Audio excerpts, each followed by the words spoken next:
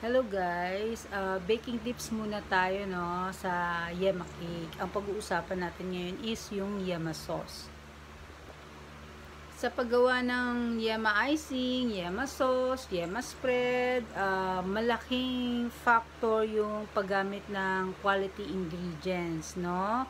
Kasi iba talaga yung texture nung paggagamit ka ng quality ingredients. So, ano ba yung sinasabi nating quality ingredients?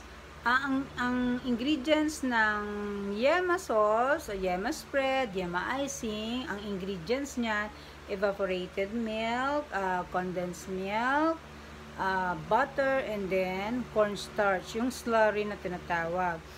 When it says evaporated milk, ang gamitin nyo po talaga is evaporated, hindi po evaporada. Kasi magkaiba po yun.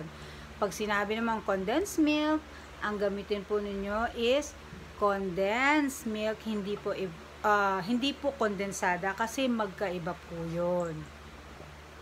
Although, wala naman po sinabing hindi kayo pwedeng gumamit ng evaporada and kondensada sa inyong yema cake, pwede po kayong gumamit nun.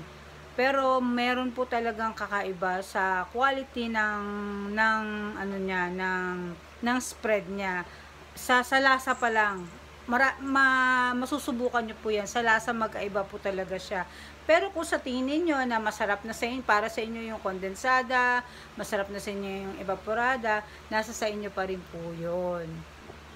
And lastly po, yung paggamit po ng butter, pag-a-add po ng butter sa last doon sa yema spread, pwede na po kayong gumamit ng mga compound butter. Hindi na po kailangan ng mga high content, high fats na butter, no? Alam niyo kung bakit.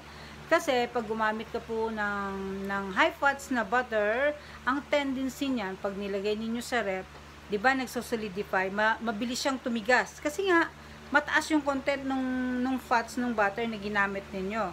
Pero para sa akin para sa akin, mas gusto kong gumamit ng ng compound kasi pagka inalis mo yan sa ref, mabilis po yan matunaw. Di ba nga ang yema cake, mas gusto natin creamy yung sauce. Di ba? Mas na-appreciate natin na hindi siya matigas, mas ma-appreciate natin na creamy. Di ba guys? Yun lang muna for now. God bless everyone. Love, love, love.